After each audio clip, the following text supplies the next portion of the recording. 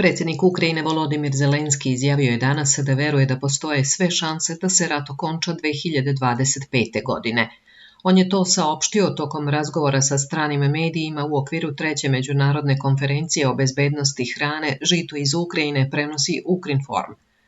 Što se tiče toga kada će se rat završiti i kada Rusija poželi da se ovaj rat završi, onda kada Amerika bude imala jaču poziciju, onda kada globalni jug bude na strani Ukrajine i na strani okončanja rata, istakao je Zelenski.